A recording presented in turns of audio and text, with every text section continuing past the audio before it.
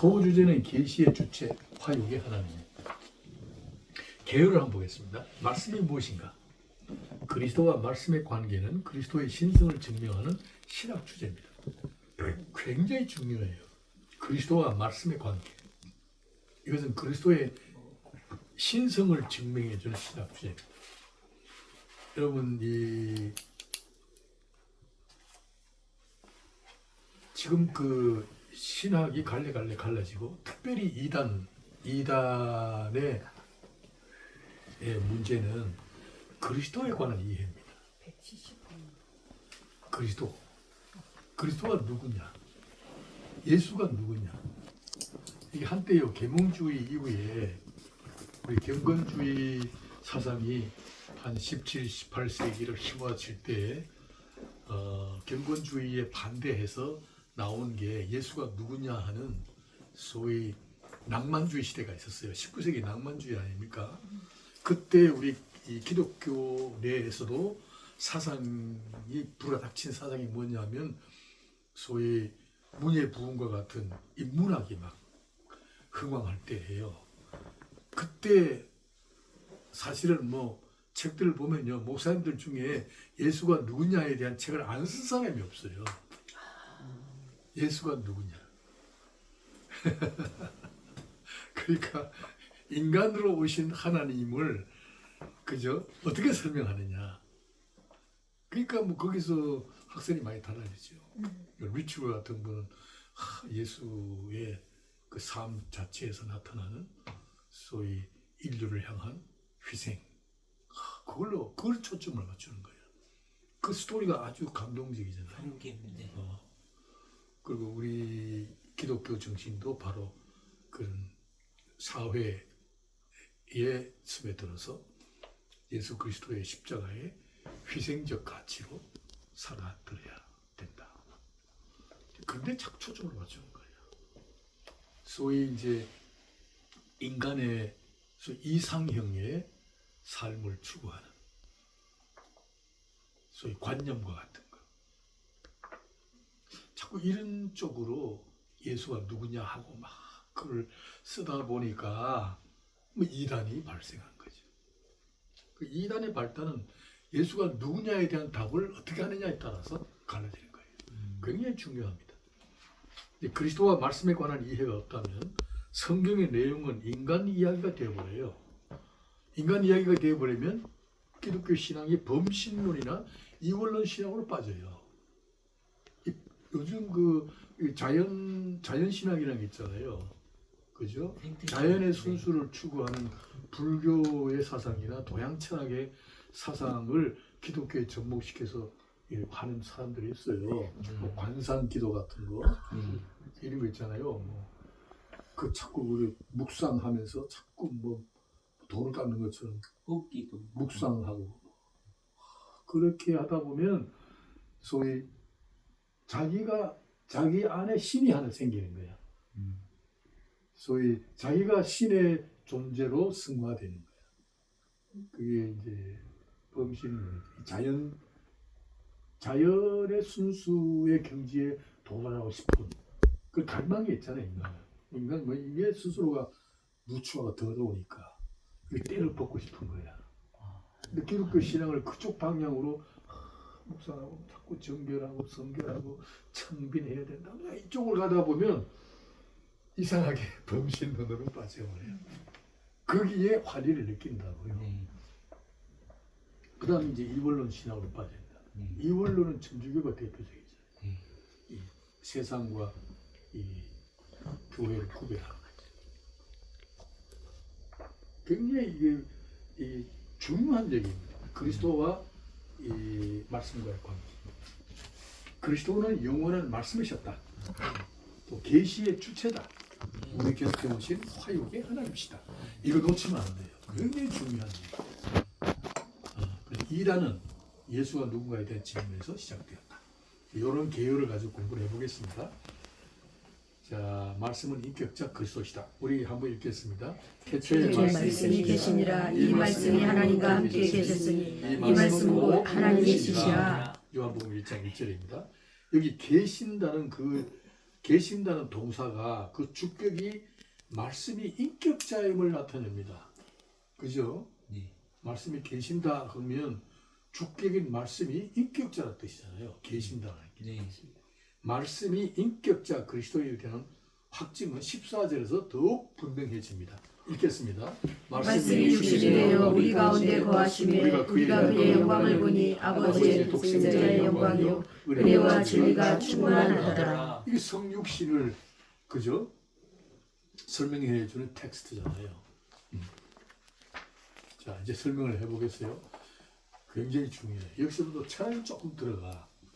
왜냐하면 이 말씀, 로고스라는 것 때문에 요즘 뭐 그 까까머리하고 왜 돌을 그 사람이 기독교를만 비판하잖아요. 자기는 로고스의 전문가처럼. 참 이거 굉장히 중요한 말씀입니다. 말씀은 로고스입니다. 네. 말씀이 육신을 입고 우리에게 오신 예수 그리스도. 아멘. 그분을 로고스 이렇게 표현했어요. 그가 없이는 된 것이 하나도 없을 만큼 우주 창조를 완성하신 하나님 자신이십니다. 창조주십니다. 그가 로고스로 계셨다. 이런 표현을 썼어요. 그리스도는 하나님에 관한 일체의 지식을 전하는 계시의 방편으로서 말씀이셨다. 굉장히 중요한 이야기를 썼어요. 보이지 않는 하나님을 보이게 하고 또 터득하게 하고 또 설득하는 용도로서 예수님은 육신을 입고 인간 곁에 오셨던 말씀이다. 말씀이라는 건 곧 다시 말하면 설명이다 이 뜻이에요. 설명용이다. 여기서 이제 헬라 철학이 좀 나오는데 그냥 지나가겠습니다. 깊이 얘기하려면 시간이 너무 없고요. 헬라 철학에서 로고스는 불변의 모형으로서 이성 곧 혹은 원리라 한다. 로고스가 그죠? 이성 혹은 원리로 합니다. 헬라 철학자들의 이성과 원리가 신격화되고 있었던 때에 로고스는 최고의 가치며 이상이었다. 이게 이제 이 플라톤, 아리스토텔레스와 플라톤의 두 가지 사상을 융합해서 종합한 그 철학이 이제 신플라톤주의잖아요. 그게 성경에서는 스토아 학파라 그러는데, 이 플라톤은 이데아가 물질과 결합하여 만물이 만들어졌다고 하고 그 창조자의 이름을 데미우르구스라고 불렀어요. 그러니까 이분들은 그들이 생각하는 로고스, 이상이죠. 모든 사물의 원리죠, 원리. 그 원리가 물질과 결합하여 이 만물이 만들어졌다. 뭐 이런 이상한 논리를 전개하고 있습니다. 그 창조자를 데미우르구스 이렇게 불렀어요. 자, 이와 같은 플라톤의 철학 사상을 유대교에 접목시킨 유대인 철학자가 바로 필로입니다. 여러분 사진 찾아보면 필로 철학이 굉장히 많아요. 필로의 이야기가 우리 성경 해석에 보면 필로가 안 빠져요. 유대인 철학자입니다. 그는 역시 데미우르고스를 로고스라고 했다. 그도. 그러니까 필로에 의하여 로고스는 만물의 창조자가 된 것이다. 그래서 유대인 철학자 필로의 로고스는 보이지 않는 영역에서 존재하는 추상명사에 불과하다. 철학의 로고스는 인격이 없다. 이거는 이제 제가 쓴 겁니다. 그건 철학 사상이고 사유의 세계고 그것은 인간의 사유가 만들어낸 하나의 관념이죠. 이거는 명상이나 무아적행의 해탈에 도달하는 종교성을 추구합니다. 이 철학의 사유가 만든 자연의 산물이다. 이렇게 썼습니다. 뭐 깊이 있게 얘기하려면 본론 들어가기 어려우니까 이 정도로 진행하겠습니다. 자, 여기서부터 우리 꼭 알아야 될 건 목사님들. 이 말씀을 꼭 하셔야 돼요. 철학의 발상은 자연의 물체나 공간으로부터 나온다. 상당히 중요해요. 이건 논리학에서 나옵니다. 철학의 발상.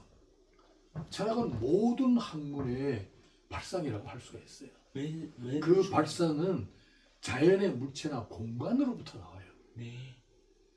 그래서 인간의 사고력을 끌어올리는 전압은 물리의 현상으로부터다. 요건 이제 제가 쓴 글입니다. 이 물리의 현상으로부터 뭐가 나오느냐 하면 발상이라는 게 인간의 사고력을 끌어올리는 하나의 뿌리가 자연이라는 거야. 사람은 눈에 들어오는 현상이라는 그죠? 이 자연의 어떤 물리적인 현상이 없으면 사고력이 나타나진 않아요. 사고의 힘이 발생하지는 않는다. 뭐 눈에 보여야지요. 뭐 이래 바다를 본다든가 하늘을 본다든가 별을 본다든가 뭐 아까 얘기한 짝달막한 소나무를 본다든가 뭐를 보면 거기서부터 시상이 올라오고 민족의 어떤 그 소설 같은 게 나오고 민족 효리 나오고 기억절 거기서부터 뭐 노래도 나오고 뭐 그런 거죠. 모든 게 이 자연의 현상으로부터 이 사고라는 전압이 끌어올립니다. 이 사고의 전압이라는 단어를 썼어요. 와 진짜 예술이다. 그러니까 인간을 지배하고 있는 것은 자연의 공간이며 신들도 자연으로부터 나왔어요. 야, 인간이 고안한 종교의 형태들과 도덕률과 미풍 양식과 같은 문화의 양식들과 인간의 아름다운 심리적 가치로서 예술, 문명의 이기들, 과학기술, 인간으로부터 나온 것들은 다 그 진원지가 자연의 현상입니다. 우리 이걸 이해를 해야 됩니다. 이런 논리적 체계를 가지고 복음을 전해야 된다. 말씀을 증거해야 된다. 인간은 이 눈에 들어오는 물리의 형태, 소위 자연의 현상이 없으면 사고할 수가 없습니다. 그 인간이 아까 헬라 철학은 이데아잖아요. 이데아. 하나의 원리라고 그러잖아요. 그 원리마저도 어디부터 나온 거냐 하면 이 물리의 현상으로부터 끌어올린 소위 사유의 세계, 관념의 세계. 관념.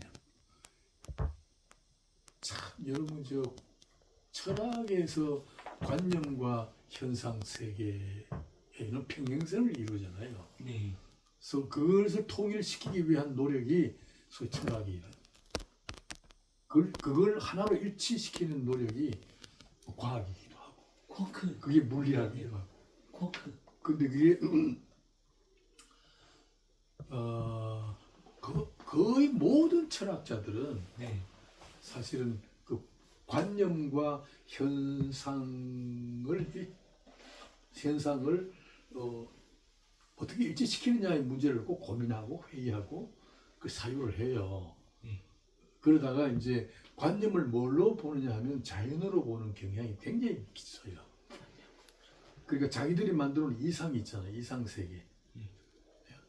이상세계라는 그 관념은 자연과 동일시된다. 자연을 곧 이상으로 보는 거예요. 왜냐하면 자연의 가치가 순수이기 때문에요. 자연을 순수로 보는 거예요. 그러니까 현상을 뭘로 보냐면 현상은 때묻은 거죠. 그죠? 이 생존 경쟁 뭐 이런 거, 양육 강식, 정치권의 권력, 전쟁, 질병 뭐 이런 게 있잖아요. 속박 이런 거, 억압 같은 거. 뭐 이런 싸움이 있는 게 우리 사는 현실이잖아요. 그죠? 이 범주를 벗어나고 싶은 게 이상이잖아요. 자연으로 귀의하고 싶다. 그러니까 시나 소설이나 뭐 작품을 보면 모두가 다 순수를 추구하는 거예요. 특별히 이방 종교 중에 대표적인 게 불교잖아요. 그 해탈 성불이라는 게 뭐냐면 그 자연과 융합하여 하나가 된 거거든. 그걸 성불이라고 해요. 그걸 이제 불교 용어로는 깬다, 깨우친다. 그래서 난 성경에서 뭐 깨닫는다 이 말을 잘 안 해. 나는 잘 안 해. 불교 용어이거든. 깨닫는다, 깨우친다. 뭘 깨우치냐면 이 우주가 두 개라는 착각 속에서 깨어나는 현상. 그 인간은 두 개라는 착각 속에 살기 때문에 회의하고 갈등하고 고통스럽다는 거예요. 그 두 개라는 착각에서 깨어나는 순간을 해탈, 성불 뭐 이런 상황이 있어요. 깨어있는 시민. 그렇게 깨어나야만이 물은 물이다, 산은 산이다 이런 얘기가 나오는 거예요. 실상 받는 작업인데 뭐. 실상 받는데. 그 깨어나기가 굉장히 어려워. 굉장히 힘들어요. 이 불교학이 아주 심오합니다. 네, 불교 동양 철학. 자, 그런데 인간의 사고력 자체가 물리의 현상이라는 한계에 부딪혀 있기 때문에 그죠? 인간은 자연을 뛰어넘지 못한다. 이게 한계예요. 아까 내 시를 썼잖아요. 네. 물리의 한계에서 다 빼앗겨 버렸다. 네. 내가 그런 시를 썼는데 인간의 이성은 물질과 자연을 뛰어넘는 초자연이나 영의 실체에 대해서는 대항하며 적대시한다. 그래서 우리 이 하나님 이야기를 하면 세상은 싫어하는 거예요. 그 이유 없이 저항해요. 한거하고 그리고 적대시해요. 그냥 뭐 저항하고 반대하는 건 좋은데 적대시해 버린다고. 원수 취급한다고. 이게 예수님이 하신 말씀이잖아요. 제자들에게 내가 떠나가면 세상은 연구 없이 너희를 미워할 것이다. 네. 그렇다면 너희를 미워하는 게 아니라 나를 미워하는 것이다. 그렇게 말씀하시고 떠나셨어요. 오늘 우리가 그런 처지에 놓여 있습니다. 네. 이해가 좀 되는지 모르겠네요. 네. 이게 바로 원리가 이런 원리입니다. 자, 성경은 자, 여기서부터 우리가 강조해야 돼요. 성경은 물리의 현상이 생기기 이전에 사고자가 계셨다고 선포한다. 이게 굵직한 메시지입니다. 네. 사고자가 계셨다. 그가 사고하시니까 만물이 생겨나면서 각양 형태를 갖추어 자연의 공간이 만들어진 것이다. 그러니까 우리 기독교 신앙은요, 철학을 완전히 뛰어넘어요. 우리를 못 쫓아와. 아멘. 여러분이 철학의 질문이나 철학의 공격이 예수 그리스도를 뛰어넘지를 못했어요. 맞습니다. 그 유대인들도 질문하다가 네가 그리스도냐 뭐 질문하다가 예수님이 말씀이 너무 신비로운 말씀이라 가다가 이 닭 죽는 개가 된 거야. 예수님의 가는 길을 도저히 추적할 수가 없는 거야. 자기들의 이성으로는 어렵죠. 네. 그 진리를 따라 잡을 수가 없는 거야. 그 길이 어디야? 십자가라. 십자가로 가버리는데 뭐. 그걸 내가 얘기했죠. 십자가는 모든 철학이나 이 세상의 논리나 사상을 입 다물게 해버렸다. 아멘. 딱 닫아버렸어. 우리는 지금 그 십자가를 통과하여 만들어진 구원, 영생, 하나님의 나라에 지금 초대되어 있는 거예요. 아멘. 이야, 이 신비롭고 경이로운 삶을 우리 살고 있는데도 우리가 지금 모르고 있다는 게 네, 네. 안타깝잖아요. 네. 그죠? 그렇죠. 감동이 없어요. 이게 지금 뛰어넘는 거예요. 이게 지금 이 자연의 논리, 뭐 기껏해야 이상이니 뭐 관념, 이야, 이거 정말 예수 그리스도의 십자가와 부활이라는 그죠? 인간으로서 상상할 수 없는 소위 하나님의 나라예요. 거기에 비하면 철학은 정말 초등학교, 유치원 생각. 나는 지금 이런 걸 생각하면서 이 세상의 인문학이나 뭐 이렇게 뭐 상담하는 거 학자들 나와서 뭐 얘기하는 거 이렇게 들어보면 유치원생 같아. 나는 왜 그런지 유치해. 저급해. 저급할 뿐만 아니라 초라해 보여. 그런 초등 학문도 안 지키고 우리가 있는 사람들. 얼마나 많습니다. 고상한 학문을 가지고 있는데요. 네. 정말 이게 네. 그러니까 영원한 곳에서 이미 감추어져 있었던 하나님의 계획에 의하여 하나님의 입에서 나오는 말씀을 통하여 우주 공간이 나타났다. 이건 상상할 수도 없는 거야. 아멘. 우주 공간은 태초에 온라인 계셨던 세계. 말씀을 온라인 계시하는 수단이에요. 굉장히 중요합니다 이거. 네. 태초에 계셨던 말씀을 계시하는 수단이 자연이다. 자연의 현상. 자연 계시. 우리 성경에도 자연 계시라는 게 있잖아요. 네. 이 계시론으로 들어가면 또 복잡해요.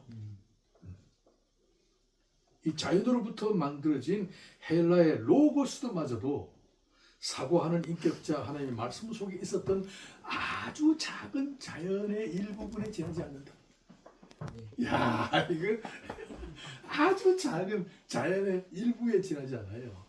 그런데도 뭐 로고스 아는 척하고 또 우리가 뭐 떠들고 앉아있어. 성경을 들어보면 이게 자연의 한 단편 이야기야. 자연의 한 일부분에 지나냐. 그것도 하나님의 말씀이라는 거대한 하나님 입에서 나온 이 말씀에 의해서 만들어진 이 우주 공간에 비하면 저들이 만들어내는 로고스도 그저 로고스는 그 공간의 한 일부분에 지나지 않는다.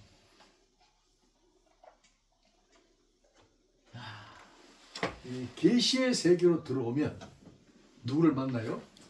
사고자를 만나게 된다. 이게 말씀이잖아요. 우리는 자연을 만나서 뭐 자연의 아름다움을 노래하고 시를 쓰고 그러지 않아요. 자연을 창조하신 사고자를 만나요. 네. 인격 대 인격이야.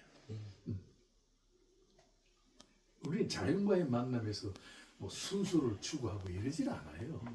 우리는 그저 자연을 창조하신 인격자를 만나요.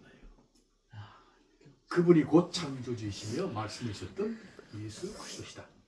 우리는 자연의 아름다움과 신성을 보고 자연을 신미하고 그 가치를 의미하는 것이 아닙니다.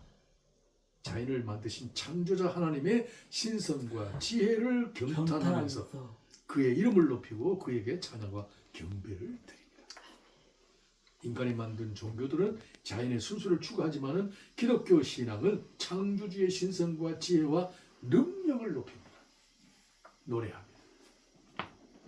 대단한 거죠. 제가 한번 이거 예인데 제가 불교 대학을 나왔잖아요. 동대 영문과를 나왔거든.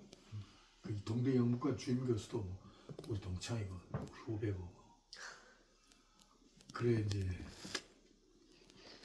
그 동대 출신들이 문학계통에 상당히 두각을 나타내는 분들이 있어요.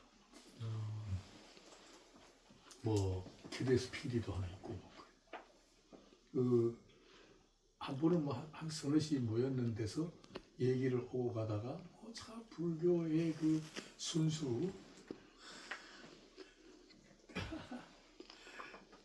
특별히 그 뭐야 그 불교 우리 한해 선배인데 두해 선배인가 그정 갑자기 있었거든. 정철이가 아니고 서 있는 사람이라는 산문을 쓰신 분인데 그분이 그 내가 죽거든 내 책도 팔지 말라고 그러고 죽은 사람 있잖아요. 아이고 아주 청빈한 사람이에요. 한 1분쯤 갑자기 잊어버렸네. 나 여기 확실히 나이 많으니까요. 기억이 자꾸 사라져. 저도 똑같아요. 젊은이가 그러면 어떡해. 그래서 기록을 해놓으라고 습관을. 서 있는 사람이에요? 서 있는 사람. 법정 스님 아니고? 법정이다. 법정. 동기야? 그 법정. 그 법정이가 나보다 한 2살 더 많을 거야. 아주 글을 잘 씁니다.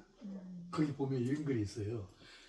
자기가 암자에서 아침에 암자에서 법경을 읽으면서 묵상하면서 염주를 돌리고 목탁을 돌을 닦았잖아.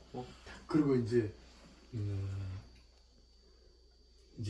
오솔길을 해가 떠오르는 오솔길을 걸어가다 보니 가을이라 이슬이 젖으면서 가다 보니까 들국화 한 송이가 턱 피어 있는 거야. 그리고 햇빛이 떠오르면서 햇빛이 그 영롱한 들국화에 맺혀진 방울을 통하여 자기 눈으로 탁 비춰오는 거예요. 그걸 딱 보는 순간 가는 걸음을 멈췄다.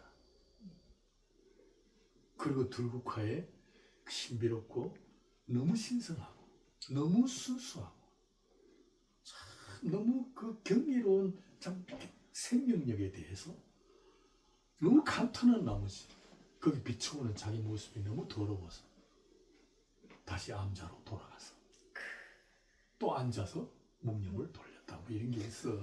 그 글을 읽으면요 감동적이지 글이. 어? 야 얼마나 멋있냐 뭐 이런 얘기. 그래 내가 한마디 했지. 야 이놈들아 들국 한 송이 보고 무서워서 다시 암자에 가서 앉아서 목탁을 두드려? 그런 친구들에게 어떻게 역사를 맡기고 우리 아이들의 장래를 맡기고 그런 종교를 가지고 어떻게 삶을 얘기하냐. 한계. 나는 목탁 안 두드려. 무서워 떨지도 않고 그 아름다움을 보면 나는 창조주 하나님의 신성과 지혜와 능력에 대하여 너무 경탄한 나머지 창조주 하나님과 만나 그분과 인격 대 인격으로 만나는 감동이 내 가슴을 흘려내려 눈물이 고여 드디어 찬양해 기뻐서 찬양하는 거야. 역사를 누가한테 맡겨야 되겠냐? 내가 이런 얘기 해줬어. 여러분 참 우리 기독교가 얼마나 적극적인 형태로 삶을 살게 하는가 하는 것은 이런 데서 발견해야 돼.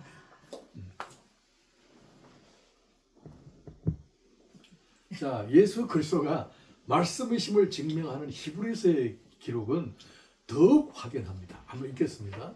옛적에 선지자들을 통하여 여러 모양과 여러 모양으로 우리 조상들에게 말씀하신 하나님이 이 모든 날 마지막에는 아들을 통하여 우리에게 말씀하셨으니 하나님 자신을 전달하던 데에 아들 예수 그리스도를 말씀의 형태를 갖추어 보내셨다고 한다. 이거예요. 아들을 통하여 말씀하셨대. 요한복음에서는 이를 확고히 또 뒷받침해줘요. 읽겠습니다. 본래 하나님은 창조하시되 아버지 육속에 있는 동생하신 하나님이 나타내셨느니라. 요한복음 1장 18절이에요. 자, 세대를 막론하고 하나님을 본 자는 아무도 없습니다. 하나님이 누구신가? 어느 누구도 아는 자가 없습니다. 인간은 하나님에 대하여 죄와 허물로 죽어있는 존재이기 때문이다. 에베소서 2장 1절이죠. 아담의 원죄 이후에 인간은 죄인의 족쇄를 차고 태어난다. 죄의 특성은 인간의 인식 기능을 합리성에 가둬버렸다. 합리성은 공간과 시간의 조건이 갖추지 아니하면 인식할 방법이 없다. 이 한계예요. 시간과 공간이라는 조건이 갖춰져야 돼. 예를 들어서 여기 텔레비가 있어요. 깜깜한 밤에 이 밤에 들어오면 이게 지금 여기 텔레비가 있는지 뭔지 안 보이잖아요. 그죠? 인간은 깜깜한 밤에 보면 여기 뭔지 모른다. 전등을 탁 켜면 보이는 거예요. 다시 말해 전등이라는 켜는 빛이라는 조건이 갖춰져야만이 드디어 볼 수 있어요. 그러니까 인간은 그 한계야. 그래서 성경은 뭘 얘기해요? 하나님은 여기 분명히 계시는데 안 보여. 왜냐하면 불이 꺼진 상태야. 눈이 장님이야. 어떻게 봐? 그러니까 시간과 공간이라는 조건이 갖춰져야 보는 한계가 있기 때문에 하나님은 시간과 공간이 제한되어 있지 않잖아요. 그 영적인 존재를 어떻게 봐? 인식할 방법이 없다. 서로 빛을 냅니다. 그래서 내가 여기 이제 서문에 이게 하나 썼잖아요. 이 서문에 참 좋은 걸 하나 썼는데 성경은 하나님의 말씀으로서 인간 이해의 수용력에 맞춰 물리의 형태로 조정된 계시다. 물리의 형태로. 이성은 계시를 형태화하지 않으면 인식이 불가하다. 이거 썼잖아요. 이걸 읽고 이해를 해야 되는데 이거 읽고 이해를 못하니까 답답하지. 그게 말씀의 육신이 되신 예수 그리스도. 그분은 드디어 물리의 형태로 우리 곁에 오셨잖아요. 보이는 모습. 그죠? 인간이 서로 대화하고 인간의 삶을 나누고 또 인간이 먹고 있는 음식을 먹고 또 인간의 모양을 갖추어 우리 곁에 오셨잖아요. 그러니까 물리의 형태잖아요. 그분이 바로 말씀이다. 뭐냐? 보이지 않는 하나님을 전달하기 위한 말씀이다. 이 성경에 그런 얘기를 하잖아요.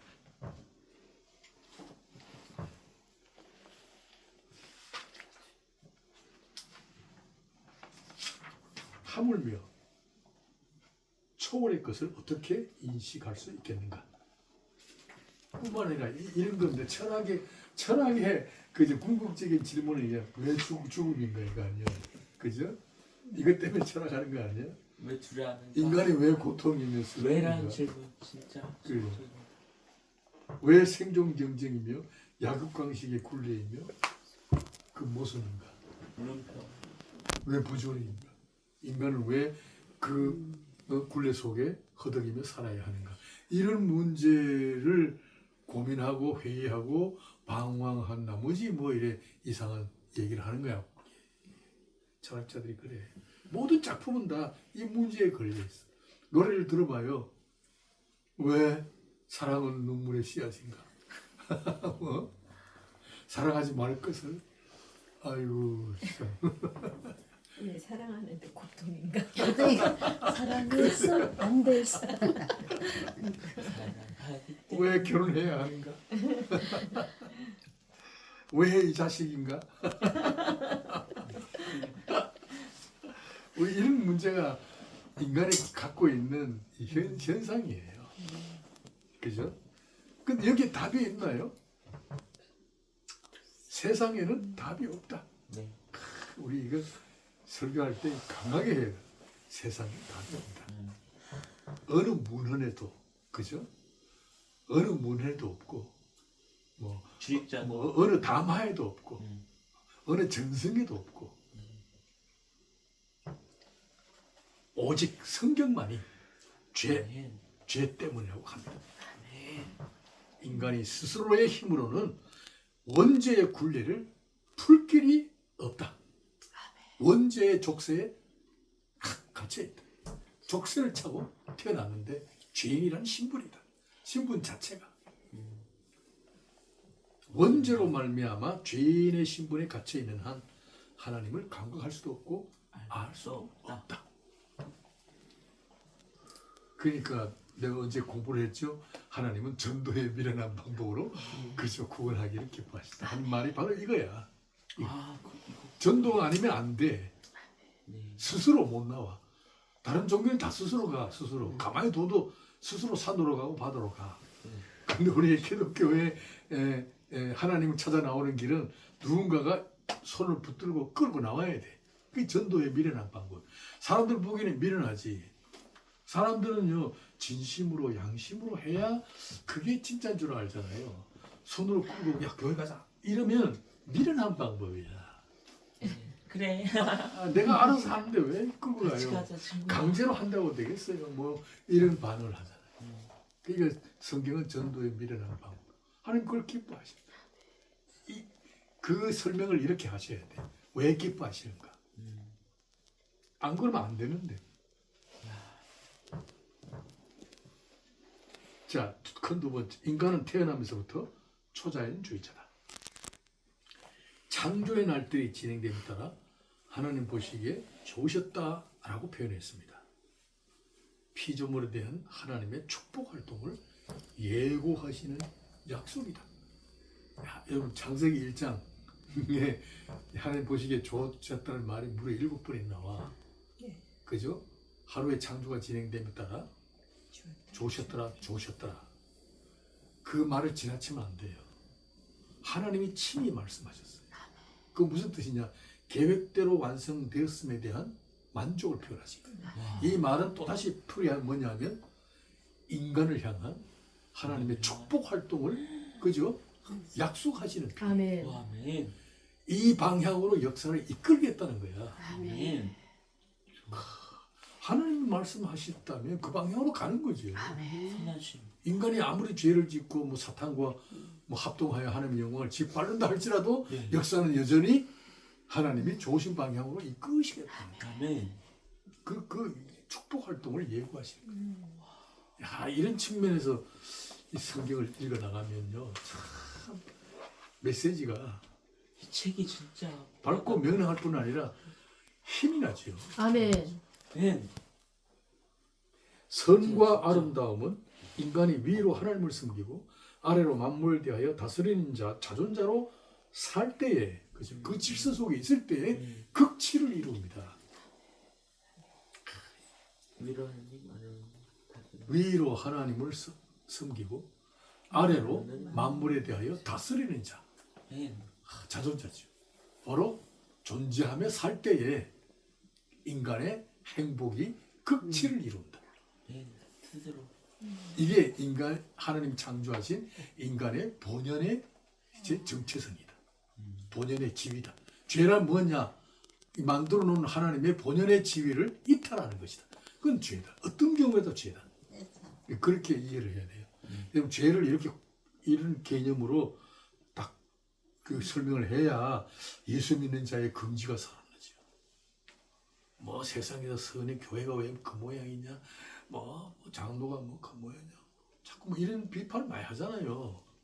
쓸데없고. 왜냐하면 그들의 잣대는 뭐냐면 세상적인 가치 기준인 도덕이나 뭐 인격이나 뭐 교양이나 뭐 윤리나 미풍양속이나 이런 것들이잖아요.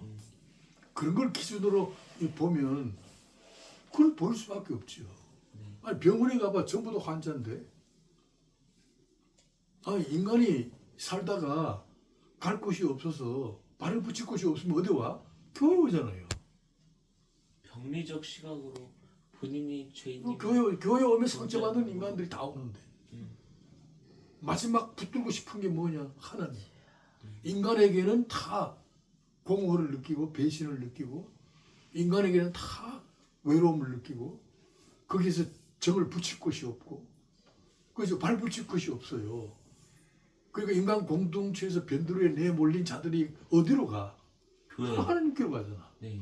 그리고 교회 오면 온갖 잡새들이 다 모여있지.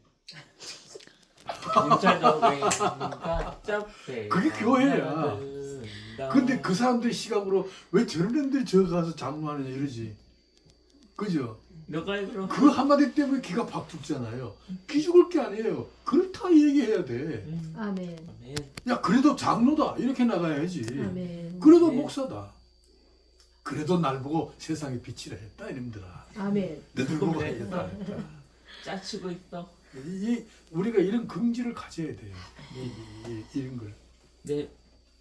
오늘 우리 목사님들의 설교가 너무 기가 죽어 있어. 이런 이 배경을 가지고 하나의 지식 체계죠. 네. 가지고 공격에 대하여 방어하면서 그죠? 방어하면서 교회 울타리를 탁 쳐야죠. 양떼를 보호해야죠. 목자. 창조 질서는 영원에서 체결된 구속 언약. 이거 굉장히 어려워. 이건 설명하려면 또 오래 걸린 거 지나갑시다. 에베소 1장 3절에서 6절까지 구속 언약. 이게 실현해서 완성되었다. 이는 시간 안에서 완성된 은혜의 언약을 암시하고 있다. 이 구속 언약은 다시 말하면 그리스도 안에서 이루어질 은혜 언약이에요. 구속이라는 말은 뭐냐면 죄를 전제하는 거거든요. 죄를 사하시고 그 다음에 하나님의 공의를 가지고 심판하시고 그리고 난 다음에 사랑하심으로 만들어진 하나님의 나라의 완성. 그죠? 그게 뭐냐면 은혜로 이루어졌다는 거예요. 그래서 구속 언약은 곧 은혜 언약의 완성이다. 이렇게 보시면 돼요. 그러니까 창조의 질서를 은혜 아래 두신 것은 피조물을 인간이나 자연에게 맡기지 아니하시고 하나님의 주권으로 다스리겠다는 뜻을 표명하시다. 이거는 설명을 했죠. 하나님께서 처음부터 동산에 생명나무를 심어 놓으시고 선악과를 따먹지 말라. 이런 소위 선악과라는 선과 악을 구별하는 네. 실과를 하나 딱 심어 놓으심으로 말미암아 드디어 인간은 선과 악이 무엇인가에 대한 분별력을 갖게 된 거예요. 네. 그 전에는 선과 악이 그러니까 창조 이전에 선과 악이 있기 이전에 영원한 세계죠.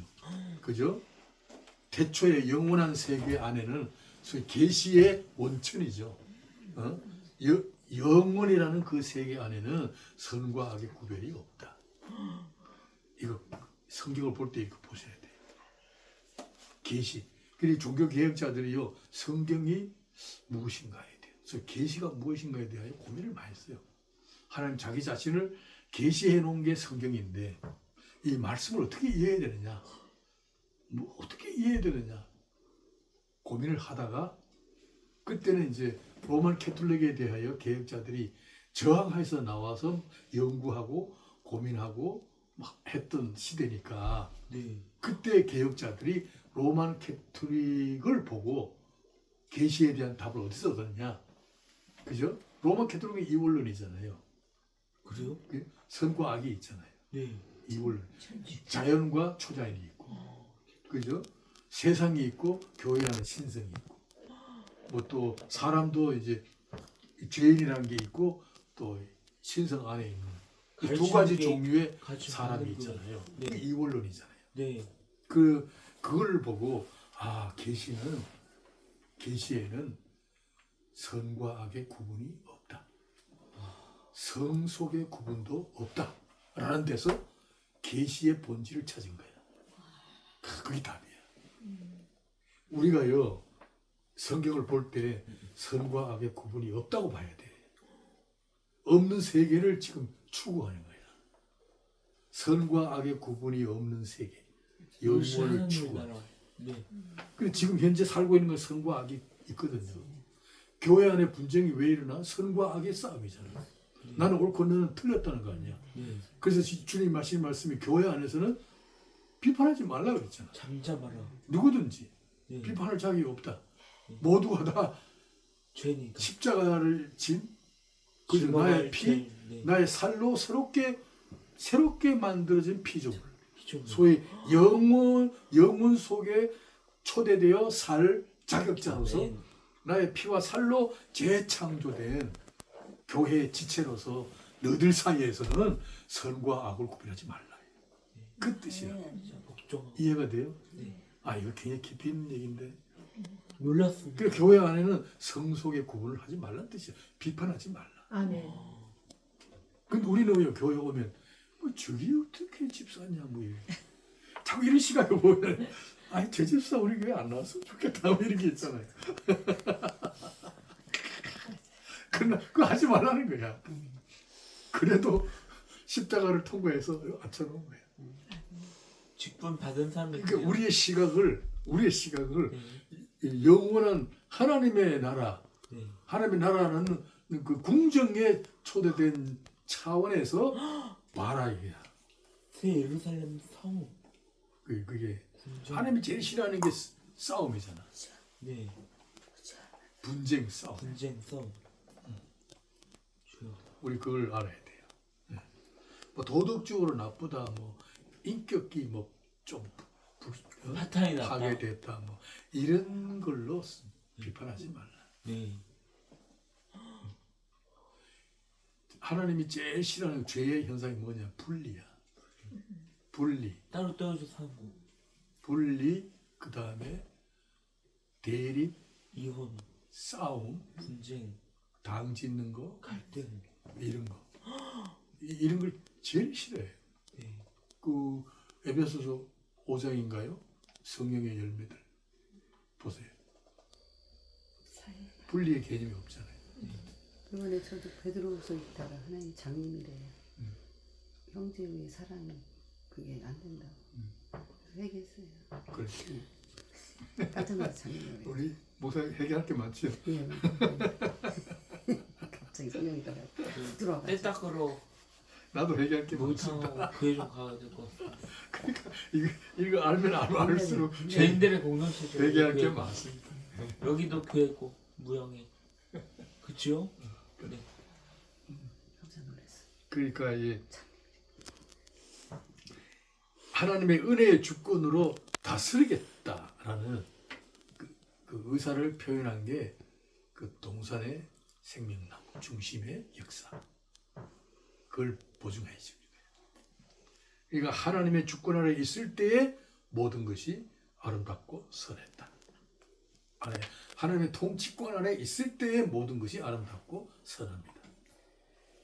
그 안에 뭐 조금 도덕적으로 좀 윤리적으로 문제가 있긴 있겠지만 하나님은 그거 다 덮어버렸어요. 하나님의 은혜라는 주권 아래 있을 때 하나님 보시기에 아름답고 선해요. 우리 그런 시각으로 봐야 됩니다. 십자가의 속량도 하나님 보시기에 선하고 아름다웠던 조화의 질서를 죄로부터 다시 찾으려는 목적이었다. 그 에베소 7장에서 10절까지. 에베소 7장 10절까지가 굉장히 중요해요. 그 철학이 들어가 있어요. 이 안에. 통일이라는 말이 있어. 통일. 땅 아래 있는 것이나 하늘 아래 있는 것이나 예수 그리스도 안에서 모든 것을 통일하게 하시려고 십자가를 지셨다. 하나대로 통일이라는 거예요. 문선명? 굉장히 중요해요. 문선명? 통일교. 신현상에 맛있어요. 미혼. 그러니까 죄의 특성은 자연과 초자연을 구분하는 이원론의 사상체계다. 죄가 창조의 질서에 끼어들지 않았더라면 인간의 사고 속에 자연과 초자연의 구분이 발생하지 않았을 것이다. 근데 얘기했죠. 죄가 들어오지 않은 상태에서는 성속의 구분도 없고 남녀의 구분도 없고, 네. 그죠? 네. 뭐 선악의 구분도 없어요. 죄가 들어옴으로 말미암아 이런 게 파생된 거예요. 그 중에 사상 체계가 이원론이에요. 이원론 범신론이. 이원론은 범신론. 유언론 말고 다원론도 있습니까? 그것도 이제 다원주의가 있죠. 다원주의. 죄로 말미암아 하나님 주권 아래에서 보장되어 있었던 선과 아름다운 우주 질서가 그죠? 어디로 갈라졌냐? 하늘과 땅으로 갈라져 있고 육체와 마음과 같은 두 갈래의 시공간으로 끼어진 거다. 여기 종교적으로는요, 하늘과 땅을 구분하는 종교가 뭐예요? 여기 이제 종교적으로 맨 처음에는 선하고 아름다운 하나의 우주 질서가 죄로 말미암아 하늘과 땅으로 구분되었다. 종교가 뭐예요?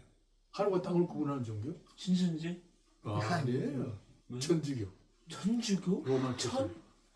하느님. 하늘과 땅을 구분했죠. 하느님 맞아.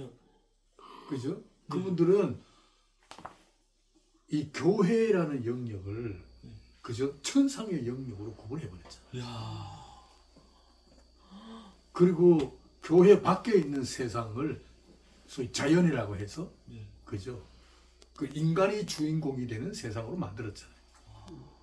그러니까 하나님은 인간이 사는 이 자연 속에는 하나님이 안 계셔요.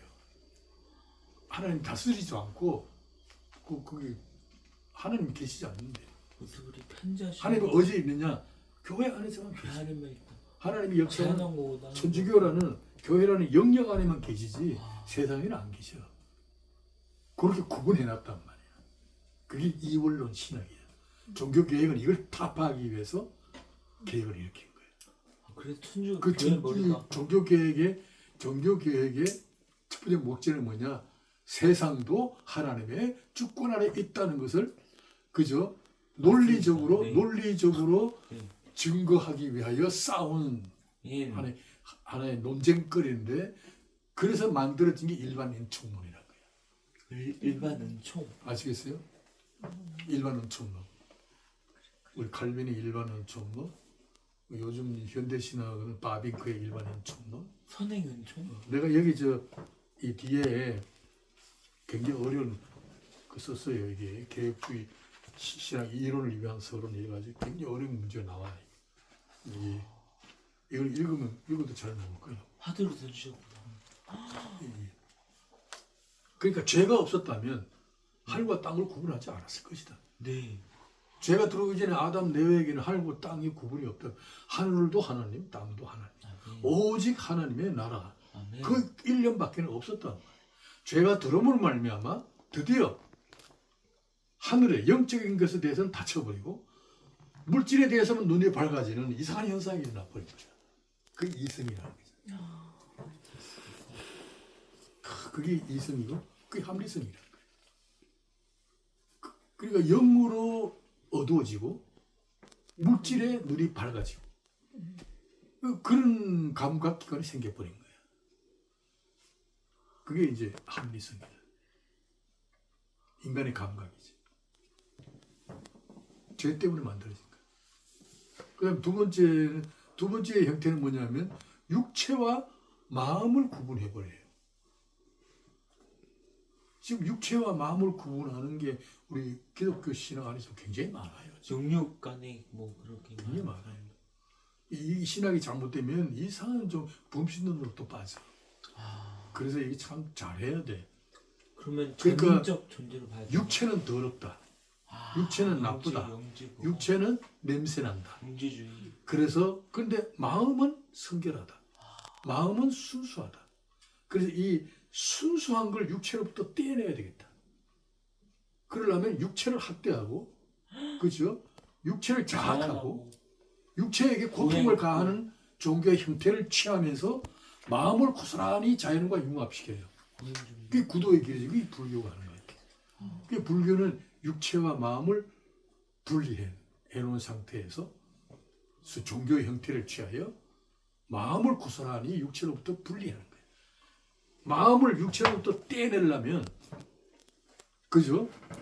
육체가 자체를 마비시켜야 되니까. 고기 안 먹고 마늘 안 먹고 마비시켜야 되니까. 부천. 그러니까 이제 목탁 소리 같은 걸로 마취시켜. 목탁은 단순 소리니까. 땡땡땡. 지금 그 소리에 취하면 부천랑. 몽롱해지는 거예요. 네. 몽롱해지고 이제 생각을 빼내고 그렇게 해서 이제 내 안에 비워내는 거죠. 전주합니다. 그래가 이래가지고 있는 거예요. 귀엽네. 그런 걸 우리가 이해를 해야 돼요. 성경에서 이미 이런 걸 얘기하고 있어요. 죄로 말미암아 인간이 살고 있는 땅은 하늘을 그리워할 만큼 땅이 더럽고 부패해져 버렸다. 하늘을 그리우고 영혼을 사모하잖아요. 육체의 것이 추악한 것이 되어버린 상태에서 마음의 영역을 순수의 가치로 여겨 사모하기 시작했다. 그렇게 나온 게 이제 철학이잖아요. 모든 종교는 철학의 발상에서 만들어진 거예요. 그들의 신들도 자연으로부터 고안된 것들이고, 하늘은 영원하고 마음은 순수하다는 생각에 잡힌 결과물들이다. 이렇게 인간의 사고력에 발전시킨 사상체계는 전부가 이원론에 용해되어 버렸다. 그 세상의 철학이나 학문이나 뭐 물리학이나 과학이나 예술이나 간에 모두가 다 이원론을 바탕으로 만들어지는 어떤 작품들이야. 이원론이. 왜냐하면 이원론이 아니면요 고민이 안 생기잖아요. 그죠? 이 두 개의 사상 체계가 대립해 있는 그 골짜기에서 살고 있기 때문에 거기 번민하고 고통하고 슬퍼하잖아요. 괴로워하고. 그 고민하고 슬퍼하고 괴로워해야 작품이 나오잖아요. 소설이 나오고. 그 이번에 뭐 우리 그 한강계도 이상하게 그런 구렁텅이 이상한 역사를 왜곡시켜서 막 구렁텅이에서 허덕이는 어떤 상황 속에서 만들어진 거거든. 그거는 존중합니다. 하여튼 그래요. 이게 네.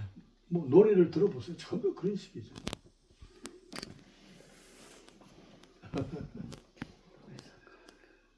자, 죄로 말미암아 인간의 사고 체계는 자연 현상을 두 가지 공간으로 대립시키는 이원론에 갇히게 되었다.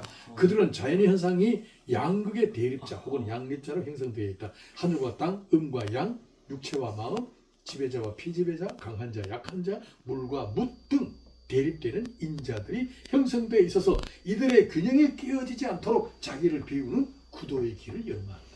이해하게 되죠? 이게 노자 사상이에요. 이게 도교 사상인데 네. 요즘 이게 우리나라에 유행하고 있어요. 아, 거치피차라는 거치. 하나를 제거하고 하나를 버리고 하나를 얻는 세계. 그래서 지금 삼성의 사장단들도 이 도교의 이런 무위 사상이죠. 무위 사상을 경영에다가 접목시켜서 자꾸 창조의 새로운 세계를 창조해 나가는 어떤 동력을 자꾸 불어넣는 게 좋은 거예요. 이 도교 사상입니다. 이 거치 피자예요. 요즘 뭐 별게 다 있어. 그 사람들 그 매혹되어 있는 거야. 근데 이런 거를 공부를 해야 돼. 목사님도 공부해서 우리가 가는 길이 얼마나 영광인가를 우리가 얘기를 해야 돼. 공자는 그 노자하고 공자는 정반대잖아. 노자는 뭐냐면 극기봉예잖아. 자기를 극복해서 쳐부셔서 어떤 만들어진 예에 복종시키는 거야. 그게 우리 유교 사상이지. 예의 원절 그래, 선비 그래 이제 노자는 뭐냐 다 깨뜨려, 틀을 깨뜨려. 무비 사상. 이 무비 사상이 뭐냐면 이 대립자로 형성돼, 인간은 다 대립자로 형성돼 있다고 봐요. 이분들의 사상은 동양 철학이야. 남자와 여자, 그죠? 남자와 여자가 사랑하면 하나가 돼야 되잖아. 우리는 하나가 되는 거 아니야. 한 몸이잖아요. 네. 얘들은 남자와 여자가 결혼하게 되면 대립자가 서로 만나게 되니까 대립자의 균형을 유지하기 위해서는 유지를 해야만이 평화가 오고 그리고 화목이 오고 행복이 오잖아요. 그러려면 뭐냐, 어느 한쪽이든 간에 죽어버려야 돼. 그게 무위 사상이야. 아무 행동도 하지 않는 거야. 그러면 이쪽에서 아무리 시비 걸어도 싸움이 일어나지 않잖아. 이 균형을 유지하려면은 무위 사상이래야 된다. 아무것도 하지 않는 거. 희한한 논리야. 그러니까 이제 자연의 재앙이든 뭐 질병이든 뭐 사회의 격동이든 뭐 노동계에서 어떤 분규든 간에 무엇이든지 어떻게 해석하냐면 이 균형이 깨어진 상태로 보는 거예요. 균형이 깨어지면 질병도 오고 전쟁도 일어나고 뭐 이런 생각들을 철학이 하는 겁니다. 이게 전부 다 죄가 만들어낸 현상이다. 우리 그렇게 봐야 됩니다. 자, 이와 같은 죄인의 길에 대해서 성경은 이미 정죄하고 있다. 세상은 자연밖에 없는 상태에서 인간의 심성 속에는 초월에 대한 그리움이 움트게 되었고 이를 진정시키는 길을 찾아 나선 결과 어디로 가요? 우상숭배의 형태를 만들기 시작했다고 고발한다. 그게 로마서 1장 21절 한번 읽겠습니다. 하나님을 하나님을 때 하나님 영어롭기도 아니하며 감사하지도 아니하고 그 생각이 험한 것이며 미련한 마음이 어두워졌나니 스스로 이에 따라 어리석게 되어 썩어지 않는 하나님의 영광을 썩어질 사람과 새와 짐승과 별다른 동물 모양 우상으로 바꾸었느니라. 성경이 분명히 얘기하잖아요. 이렇게 인간의 생각이 험해가지고 네. 그저 미련한 마음이 어두워지고 어리석게 되어서 우상 숭배 이외에는 초월성의 향수를 달랠 길이 없게 되었다. 결과적으로는 우상을 만들어 놓고 우상을 섬기는 게 아니라 자기 내면에 움틀거리는 그저 초월자를 그리워하는 향수를 진정시키는 행위들이다. 그 얘기야. 네. 이런 행위가 기독교 안에서도 많다. 그걸 내가 지적하는 거야. 아니면 형상을 근데 잃어보니까 그 그러니까 초월성을 발설하는 것이다. 성경은 이 행위를 탐심이란다. 탐심은 곧 우상숭배다. 탐심은 갈증이라는 뜻이에요. 목마름. 길을 탐한 전에 육체가 목말라 하는 현상. 그 탐심이. 우리는 영으로 막 목말라 해야 되는데. 갈급해야 되는. 근데 육체가 종교적으로도 그저 목말라 해요. 네. 믿지 않는 사람들도 초월자에 대한 그 목마름이 있어요. 본향에 대한 전능자를 한번 만나고 싶었어. 네. 또 저 피한 세계, 언덕 너머의 영원한 세계를 그리워하고 있어요. 전부 다. 근데 우리 신앙생활에서도 넘어질 가능성은 바로 이런 사상이야. 예배를 드릴 때, 그죠? 특히 예배 드릴 때 우리 안에 초월자에 대한 그죠? 사모하는 마음이 있잖아요. 그걸 만나고 싶잖아. 근데 그 만남이 이루어지지 않으면 시험 들잖아. 설교를 들을 때 내 마음에 탁 뭔가 안정을 주고 내가 생각하는 바를 좀 터치해주고 그걸 위로해주고 뭐 이러면 좋은데 자기 생각과 다른 걸 얘기를 하면 막 은혜 안 받았다고 상처받았다고 누가 일러 바쳤냐 뭐또 있고 누가 시켰냐고. 우리 이런 얘기 많이 들었죠. 네. 그러니까 참 목사님들이 설교하기 참 어려워. 정말 힘들어. 나는 그 골짜기 다 지나왔어. 편안합니다 요새. 눈물 맞아. 할렐루야. 이겼군요. 그러니까 그런 생각 저런 생각 하지 말고 막 쏟아내야 돼. 난 그런 생각을 했어. 그래서 날 보고 이제 그러더라고. 어떤 교회에서 큰 교회에서 나를 초빙하려고 했는데 장로들이 권사 집사들 뭐 다 좋아하는데 장로님 몇 분이 정치하는 분들 아이고 그분 모셨다가는 꼼짝 못합니다. 제발에 저주기 제발 저. 그래서 내가 제가 그런 말을 한 번 했었어요. 새로운 교회 개척할 때구나. 막 사람들 올 때 뭐 말이 많잖아요. 그때 이런 얘기를 했어. 여러분 나는 여러분 들으라고 설교한 게 아닙니다. 보통 보면 성도 청중들을 들으라고 설교를 하잖아요. 그죠?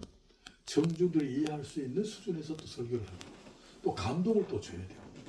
뭐 설교하게 그게 나와. 근데 나는 반대로 얘기했어. 난 여러분 들으라고 설교한 게 아닙니다. 그러면 여러분 듣든지 안 듣든지 난 상관하지 않습니다. 청군천사 되라고 하시나? 나는 네. 하나님께로부터 부름받은 설교자로서 하나님의 말씀을 대언하라는 명을 받고 하나님께 충성하고 있습니다. 증거하는. 나는 하나님께 충성하는 유일한 기회로 이 단에 섰습니다. 아멘. 내가 구함을 지르면 저분이 하나님께 충성도가 저렇게 강하구나. 내가 슬피 울면 그저 하나님의 눈물을 대신하는구나. 이렇게 이해해 줬으면 좋겠다. 난 여러분이 듣든지 안 듣든지 상관없이 하나님이 세우시는 강단에서 내가 할 수 있는 최선의 충성을 바치고 있습니다. 그 많은 네, 청년 그렇게 얘기를 했어요. 성도님 앞에서 그렇게 말씀하시는 목사님은 한 분밖에 없으신 거예요. 우리가. 그러니까 그 안에 사람들이 네. 잠잠하더라고. 네. 뭐 어렵다 뭐 그러면 좋은 데로 가세요. 잘 가지도 않아요. 아무래도 말씀이 있으니까. 네. 자, 이제 그리스도 말씀 결론을 내려가겠습니다. 육체로는 영의 실체를 감각할 수도 상상할 수도 없습니다. 육체로는 그죠? 죄인은 볼 수도 없고 들을 수도 없습니다. 죄인 스스로가 하나님 찾는 것은 절대적으로 불가능합니다. 그것은 냉인이 빛을 분간하는 것과 같습니다. 단 하나의 길이 있다면 하나님이 인간에게 자신을 보여주시는 방법뿐입니다. 이걸 계시라는 거예요. 네, 기독교는 이게 특성이에요. 자, 계시의 행위로서 먼저 하나님은 선행된 신학을 제공합니다. 이거 상당히 중요한 얘기를 하는 겁니다. 우리 이거 좀 알고 계십시다. 인간은 처음부터 하나님에 관하여 연구할 만한 영적 감각이 없는 존재, 그야말로 영적으로 무지한 존재다. 하나님께서 먼저 말씀하지 않으셨더라면 인간의 행위로서 하나님에 관한 지식 체계인 신학을 그저 확립시킬 수가 없다. 하나님 먼저 말씀하셔야만이 인간으로서 할 수 있는 최선의 길이 소위 신학이잖아요. 그렇습니다. 그러니까 성경을 보면 신학은 하나님의 계시를 인간의 지성으로 이해하는 학문이다. 하나님을 이해하려면 하나님도 어쩔 수 없이 인간의 언어를 사용해야 되잖아요. 네. 하나님 자기 자신을 설명하고 하는 내용이 뭐냐면 인간이 사용하는 언어라는 문자적 상황 안으로 들어와 계시거든요. 네. 그러면 문자는 연구의 대상이잖아요. 네. 그죠? 네. 언어란 게 뭐 학문이잖아요. 네. 세종대왕. 그러니까 성경에 동원된 언어는 그죠? 하나님의 지식으로 다시 작업을 해서 이해하도록 개념화해야 된단 말이에요. 네. 그게 이게 바로 이런 공부잖아요. 근데 이거 개념 없이 그냥 얘기를 해버리면 오해가 될 게 굉장히 많죠. 그리고 우리 신학 공부를 해야 되는 거예요. 하나님의 선행된 신학이 있었기 때문에 마침내 인간 행위로서 신학을 체계화할 수 있게 되는 것이다. 그리고 신학을 무시하면 안 돼요. 하나님이 먼저 성경을 가지고 자기 자신에 대한 지식을 체계화한 네. 선행된 신학이라는 단어가 있어. 네. 신학. Antecedent theology. 선행된 신학이 있다 이게야. 네. 그게 이제 우리 장로교로 말하면 이제 뭐 기독교 강요라든지 뭐 우리 신앙 고백서라든지 웨스트민스터 하이델베르크. 대소요리 네. 문답이라든지 뭐 하이델베르크 신앙 고백 이런 고백들이 많단 말이에요. 이게 전부 다 인간을 이해하기 위한 지성 체계들이거든.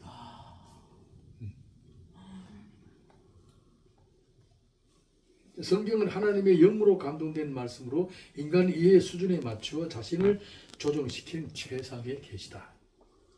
그래서 이제 우리 보수에서는 성경을 축자 영감설을 하잖아요.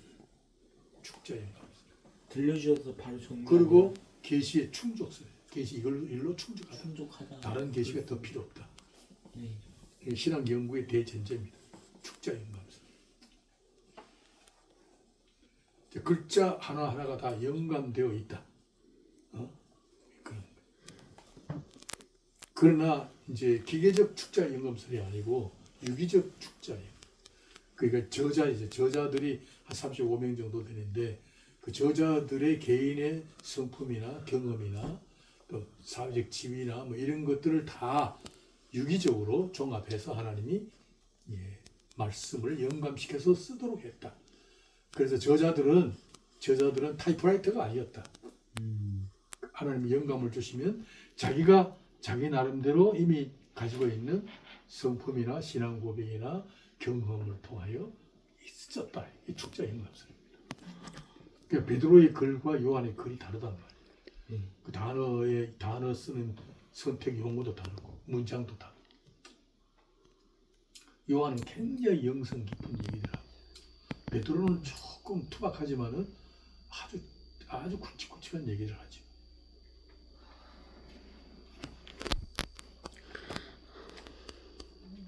자, 믿음은 하나님의 계시를 인식하는 경험으로서 하나님의 선물이다. 이 믿음.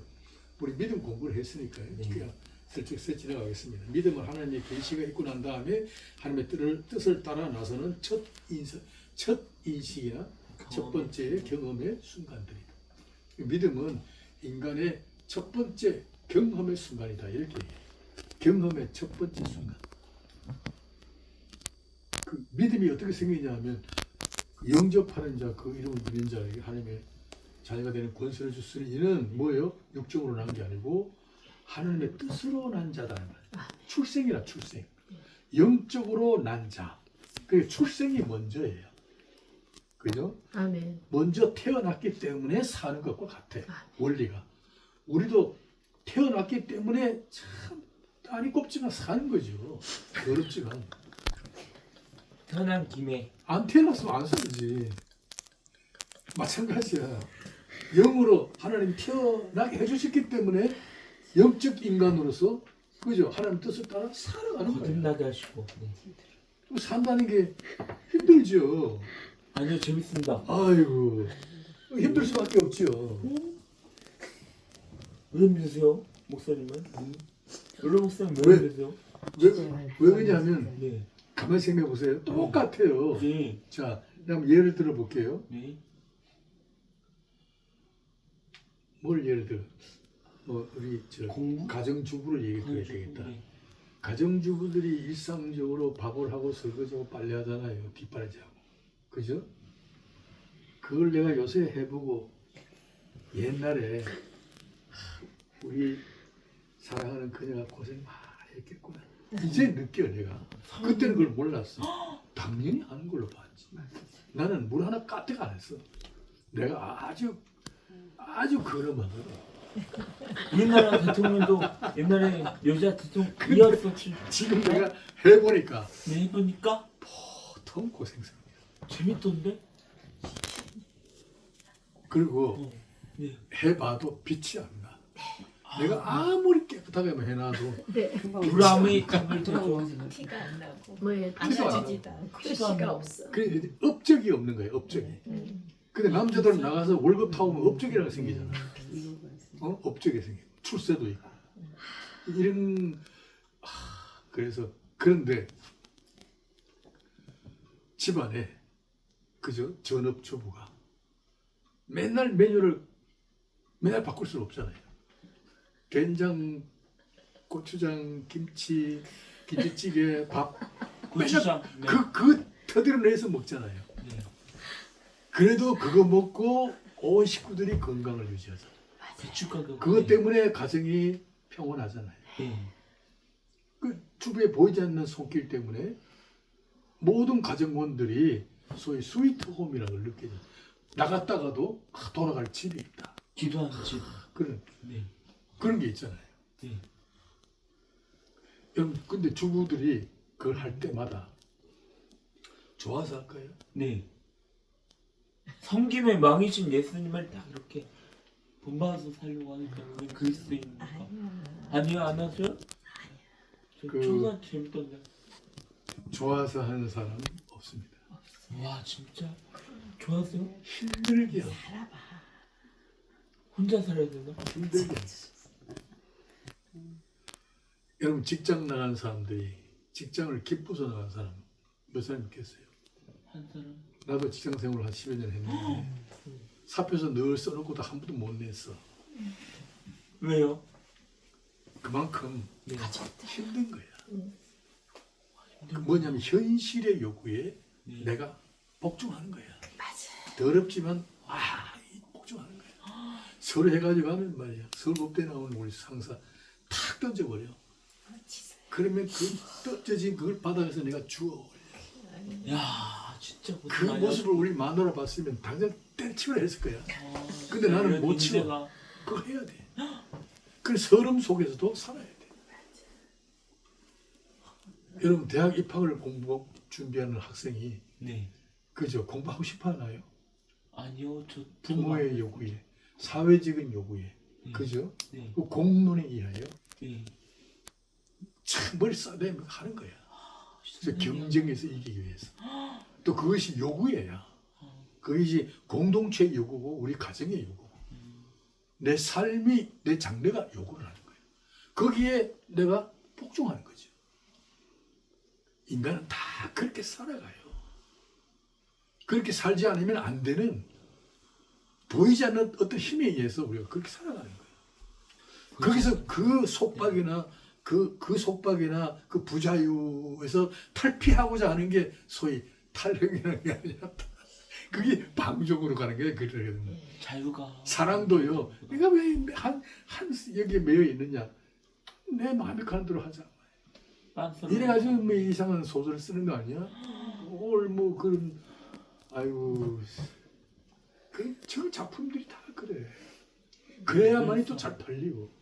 네. 이게 신앙 세계에서 똑같아요. 여러분 이제 성수주의 나도 그래요 지금도. 토요일 날 딱 되면 내일 주일 부담돼. 저 끌고 뭐 내려갈 맞아요. 생각 뭐. 맞아요. 안 내려서 일찍 일어나야 된다. 막 그런 것 때문에 토요일 날 저녁에는 막 9시부터 불 끌고 잠이 그래 오나 또 안 오잖아. 네. 이게 그러나 가는 거예요. 그게 마치 직장 나가듯이 나가는 거예요. 질문이요. 목사님 몇 시에 그게- 일어나십니까? 아니 지금은 질문 시간이죠. 몇 시에 일어나십니까? 가을. 그러니까 신앙생활도 마찬가지예요. 네. 바울 사도도 그렇잖아요. 네. 내가 복음을 증거하지 아니하면 그죠? 그 하나님 맡기신 사명에 내가 나를 복종시킨다. 네. 교회라는 목사라는 그 직분이 나를 충성하게 만드는 거예요. 그게 은혜의 수단이란 거예요. 그러니까 목사 안 되면 큰일 날 사람을 목사시키는 거야. 신앙이 제일 안 좋은 사람이 목사한다고. 장로 안 됐으면 큰일 나쁜 사람을 장로 시켜놓으니까 나름대로 그래 하는 거야. 그게 은혜의 수단이란 거야. 감사합니다 하나님. 그런 시각인데 이 전부 다 태어났기 때문에 믿음으로 사는 거예요. 태어나서 만들어진 게 믿음이거든요. 그 믿음은 영적 감각 기관이야. 영적으로 감각이 자꾸 오고 말씀이 들려오니까 말씀이 들려오는 쪽으로 행동으로 옮기는 첫 번째의 경험이 믿음이다. 생명이 먼저 있어야 된다. 네, 아멘. 믿음이 먼저가 아니다. 아멘. 꼭 그렇게 이해를 해야 된다.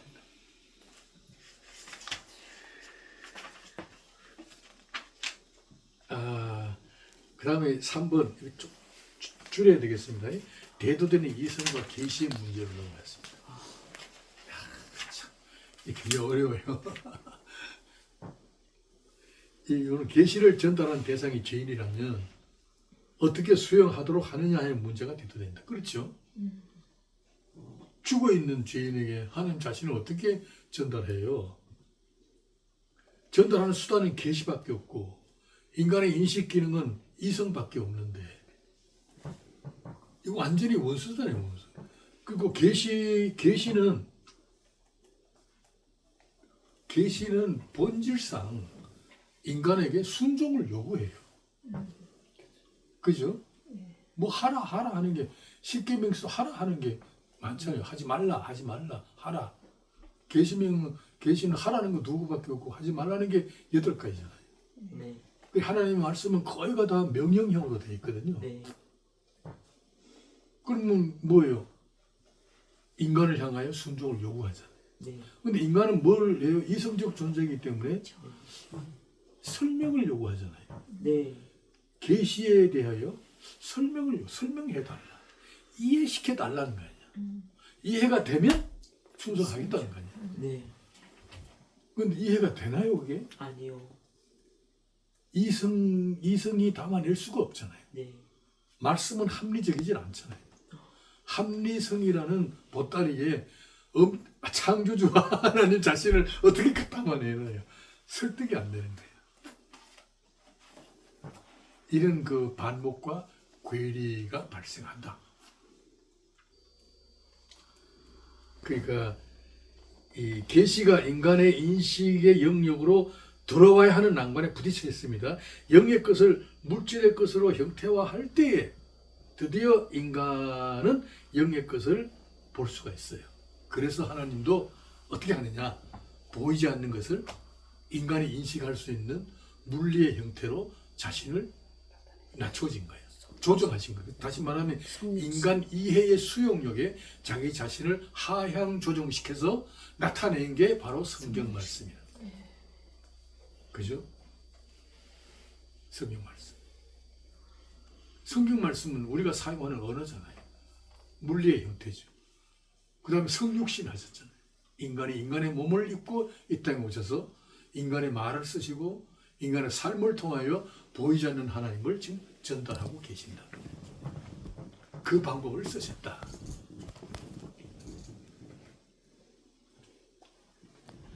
굉장히 중요한 얘기를 했습니다. 그 다음에 문제는 이거예요. 우리 지금 그 교회에서 요한복음 강의하고 있는데 문제는 예수께서 오셔서 행하신 일은 초월한 권능의 기적들이야. 병을 고친다, 오병이어 일으킨다, 죽었던 자 살린다, 바람과 바다를 잠잠케 한다. 이런 거를 일으키면서 사람들에게 보이지 않는 하나님을 지금 설명하고 있거든요. 그러니까 초월을 동원하면서 보이지 않는 하나님을 하니까 사람들 눈에는 설명하는 내용, 소위 본질, 그죠? 본질은 외면하고 눈에 보이는 초월만 눈에 들어오는 거야. 현상만 들어오는 거야. 초월하는 기적을 통하여 우리 병을 고쳐달라, 우리 국가를 자유케 해달라, 그죠? 우리 노예로부터 해방시켜달라, 경제를 부흥시켜달라, 우리의 왕이 되소서 그러고 막 뒤따라다니는 거야. 예수님이 그 요구를 들어줄 수 없잖아요. 십자가는 뭐냐면 결국 예수님이 요구를 들어주지 않는다 해서 사람들이 전부 다 그죠? 십자가 못 박아라 그러고 소리쳤단 말이에요. 그렇게 된 거예요. 그 문제는 하나님이 보이지 않는 하나님 자신을 보이는 형태로 인간에게 나타나면 인간의 속성은, 합리성이라는 속성은 외곽만 보는, 소위 외관만 보고 형상만 보이는 약점이 있어서 정작 전달하고 싶은 하나님은 전달되지 않더라. 그게 십자가라. 하나님이 안 보이는 거죠. 그 예수님이 3년 동안 그렇게 하셨는데도 제자들마저도 마지막 다 가버렸잖아요. 그게 십자가가 뭘 설명해 주느냐? 인간이 하나님에 대하여 저렇게 무지하다라는 것을 고발하는 현상입니다. 그 십자가가 우리에게 보여주는 내용입니다. 인간은 저렇게 무지하다. 그래서 거듭나지 아니하면, 그죠? 거듭나지 아니하면 하나님을 볼 수도 없고 하나님의 말씀을 들을 수도 없고 또 믿음이 발생하지도 않습니다.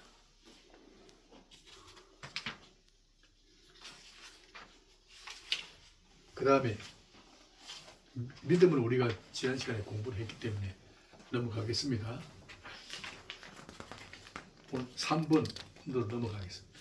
대두되는 이성과 계시의 문제. 이거 우리 이제 공부를 이제 했고, 그 다음에 4번 로고스 곧 말씀이신 그리스도가 계시의 방편으로 할 때 다음 몇 가지를 요약된다. 이제 결론 내리겠어요. 이거 잘 보시면 돼요. 첫째, 말씀은 표현의 수단이다. 보이지 않는 것을 보이게 하는 유일한 방법은 말밖에 없다. 그렇지요. 존재나 인격은 추상명사가 아니다. 실제하는 인격이다. 생각 속에 있는 나는 아직 내가 아니다. 생각을 밖으로 표현할 때 비로소 나의 존재와 인격을 상대에게 보여주게 된다. 말을 통해서 그 사람의 내면의 인격을 엿볼 수 있다. 말은 그 사람의 내면을 들여다보는 거울과 같다. 칼빈은 말씀이라는 거울 앞에 선 자는 자신의 벌거벗은 정체인 죄를 보게 된다. 기독교 강요에서 이렇게 말씀했어요. 자, 이거 상당히 중요해. 말이. 표현을 엄청 잘했네요. 벌거벗은 정체. 여러분 그저 특별히요 남녀가 선보러 다 가잖아요. 근데 여기 지금 아주 총각 하나 있어요. 50이 넘어도 아직 총각이야. 우리 임 목사도 막 장가 보내고 애를 많이 여자 많이 붙여주는데도 안 돼. 친구가. 아까워. 누가 아까워? 남자.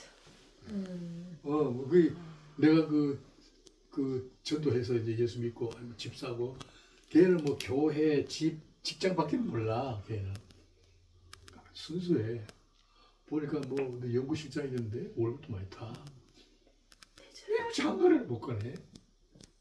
야, 장가. 내가 10명 이상 소개해줬대. 만난 것만은 안 돼.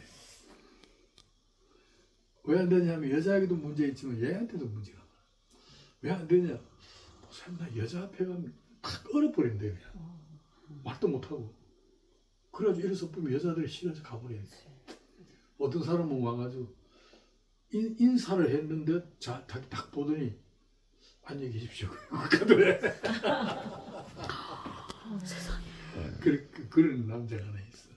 여러분 성 볼 때 외형만 보지 말고 내가 그래서 말을 들어봐라. 외모도 헛되고 그 사람이 속 사람이 어떤가는 말을 들어봐야 된다. 입으로 나오는 말을 듣고 음성을 듣고 그 사람이 사용하는 어휘를 듣고 말의 문장력을 듣고 이렇게 감정의 기폭을 한번 느껴봐라. 그럼 보이지 않는 그 사람의 내면을 볼 수 있는 수단은 말밖에 없다. 말을 안 들어보고 이래서 보면 어떡하냐. 그렇게 얘기를 한 적이 있어. 외모는 아름답고 예쁜데 말을 들어보니까 아차 큰일 났다 싶은 사람들이 있거든. 그죠? 어디 외모는 그런데 말을 들어보니까 야 평생을 같이 하고 싶다. 이런 또 매력이 있거든요. 말이 그 사람의 내면을 보여주는 거울이에요. 그게 말씀이에요. 예수님은 바로 말의 형태로 오셨어. 보이지 않는 하나님을 우리 인간들에게 보여주는 말의 수단으로 오셨다. 그러니까 예수님은 말씀이다. 참 그런 뜻에서 보면요, 이 영의 실체를 인간의 이성에 호소하기 위해서는 인간 이해 수준으로 형태할 수밖에 없는데 성경은 말씀이 인간 이해 수준에 맞춰 문자적 상호로 들어오신 모습이다. 자, 당시 서민들이 사용하기는 코이노네라는 그 아주 조금 천한 사람들이 사용하는 언어예요, 헬라어. 그건 뭐야? 하나님의 풍성하신 자비와 인자와 사랑의 모습이에요. 고급 언어를 쓰지 않았어요.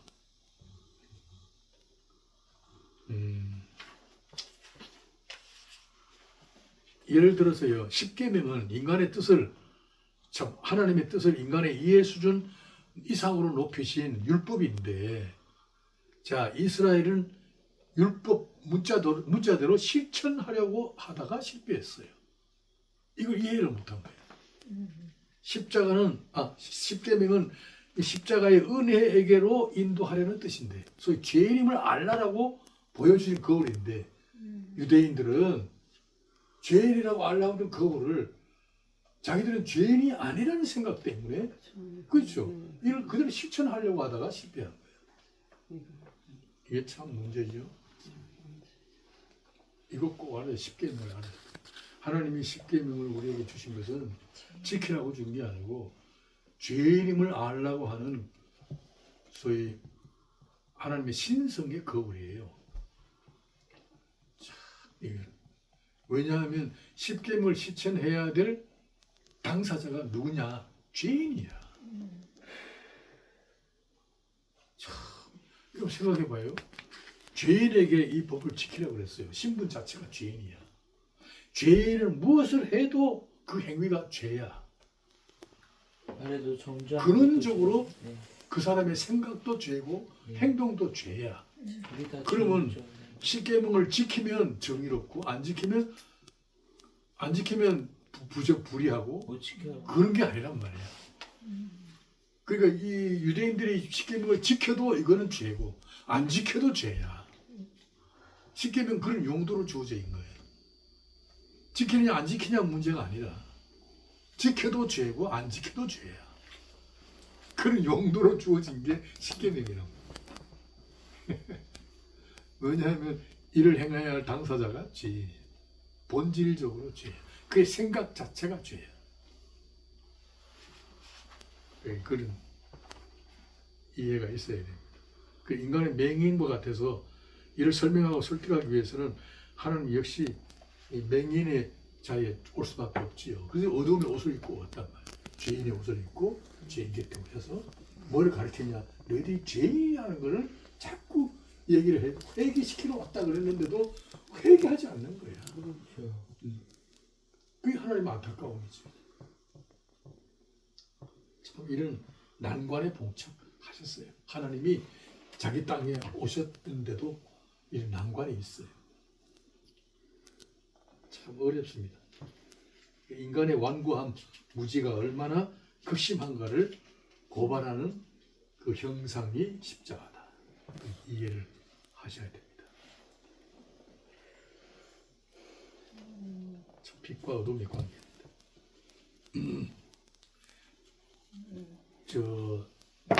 유대인들에게 하나님이 율법이라는 예를 들어 봅시다. 하나님 율법이라는 지팡이를 줬어요. 율법은 뭐냐? 가는 방향을 제시하는 거 아니에요. 내 마음이 이렇다 그러고 여기로 살아달라 그러고 준 거잖아요. 그럼 그 지팡이를 갖고 그죠? 찾아가야 돼. 청주역을 찾아가야 되는데 지팡이를 들었는데 찾아가는 장본인이 맹인이야. 그죠? 지도를 줬는데 지도를 가지고 있는 자가 누구냐? 맹인이야. 지도를 볼 눈이 없어. 바로 가겠어요? 아무리 토라를 연구하고 해도 갈 방법이 없어요. 그래서 하나님은 눈부터 뜨게 해야 되겠다. 그 영의 눈을 뜨게 하는 거. 그게 뭐냐? 성령을 보내셔서 우리를 다시 그 영으로 거듭나게 하시고 재창조이었어요. 그게 성령 세례라는 거예요. 굉장히 중요해요. 말씀이요. 말씀은 계시 아니에요. 하나님에 대한 자기 계시거든요. 계시는 커튼을 열다라는 뜻이에요. 원래 개념은 닫혔던 커튼을 열어요. 닫혔던 그 커튼을 열면 보이지 않는 바깥의 현상이 눈에 들어오잖아요. 이거 계시거든요. 근데 하나님은 말씀을 통하여 천국의 커튼을 다 열었어요. 지금 열어제쳤단 말이에요. 열었는데도 보는 사람이 있고 안 보는 사람이 있어요. 안 보는 사람은 어떤 사람인가요? 맹인이잖아요. 맹인이지. 그렇지. 커튼을 아무리 열어도 눈에 안 들어와. 왜 그러냐? 맹인이기 때문에. 장님, 날 때부터 장님이다. 이 그런 거예요. 지금. 그게 죄인이란 말이에요. 죄인은 눈을 감고 있는 게 죄인이야. 얼마나 그러니까 눈 뜬 자만 보는 거지. 우리는 지금 눈을 떠졌잖아요. 그래서 커튼이 열어졌으니까 그 보이는 그 화려한 환경을 향하여 가고 있잖아요. 천성을 향하여. 이제 그런 논리입니다. 그 다음 두 번째, 말씀은 전달 수단이다. 말은 나의 의사를 상대방에게 전달하는 통로다. 나의 사랑을 전하고 나의 뜻을 전하고 내 마음을 전합니다. 언어의 장벽에 부딪히면 전할 길이 없습니다. 우리가 미국 사람들에게 영어를 못하면 이거 전할 길이 없잖아요. 언어의 장벽이 같이 있잖아요. 언어의 장벽을 깨뜨린 사건이 오순절이잖아요. 그죠? 네. 그러니까 이 하나님을 우리에게 전달하는 수단, 그게 말씀이다. 그래서 예수님은 하나님을 우리에게 전달하는 말씀의 수단이니까 복음서를 읽으실 때에 예를 들어서 오병이어를 일으키시기 전에 말씀을 뭐라고 해요? 무리들의 굶주림을 긍휼히 여기사. 그랬잖아요. 그 무슨 뜻이냐면 예수님이 긍휼히 여기셨다 그러면 하면 안 되고 그게 하나님의 마음이 그렇다 그런 뜻이란 말이에요. 전달하는 거니까. 보이지 않는 하나님을 전달하는 거예요. 예수님의 말씀 한마디, 예수님의 뭐 눈물 한 방울, 예수님의 뭐 움직임 하나하나가 다 눈 깜빡하는 것까지도 보이지 않는 하나님을 우리에게 전달하는 수단이에요. 그래 나사로의 무덤 앞에 참 어쩔 줄 몰라 슬퍼 통곡하고 있는 그저 죽음의 절벽 앞에 통곡하고 있는 사람들과 함께 눈물 흘리셨잖아요. 그 죽음의 절망 앞에 통곡하는 자들을 참 가슴 아파했잖아요. 그게 하나님의 마음이다. 베드로가 말고의 귀를 딱 잘랐잖아요. 야, 칼집에 칼을 꽂아. 칼로 망한다. 그리고 떨어진 귀를 다시 붙여줬잖아요. 그게 하나님의 마음이다. 그걸 전달하는 거예요. 그 예수님의 복음서를 읽으면서 하나님의 마음을 읽어내야 된다. 그게 설교라. 병을 고쳤다. 병의 원인이 죄 때문이다. 저걸 고쳐주십니다. 말도 안 되는 기도 제목들을 다 들어주셨잖아요. 그리스도의 땀 한 방울, 눈물 한 방울, 보이지 않는 하나님의 마음을 전달하는 장면이다. 그죠? 예. 십자가에서 마지막 남긴 말씀 다 이루었다 하시고 머리를 숙이시니 영원히 떠나가시다. 나는 이 장면 나는 이 장면 보니까요 웅장한 어떤 드라마를 보는 것 같아요. 다 이루었다 하시고 고개를 숙이시니 영원히 떠나가시다. 나는요 정말 하나님이시고 나도 그 마지막 임종을 많이 했잖아요. 나름대로 임종할 때 보면 다 죽은 것 같은데 한 번 더 팍 쓰러져. 한 번 더 팍 꺾어져. 안고 있습니다. 그러니까 사람이 죽는 건 순서가요. 먼저 죽음이 와서 팍 꺾어져요. 숙여져요. 고개를 탁 떨어져요. 고개 왜 떨어져요? 죽음이 와서 떨어지는 거야. 근데 예수님은 안 그래. 죽음이 와서 떨어진 게 아니야. 고개를 먼저 숙여서 죽음을 허락하신 거예요. 의도적으로 죽음 안에 들어가시는 장면.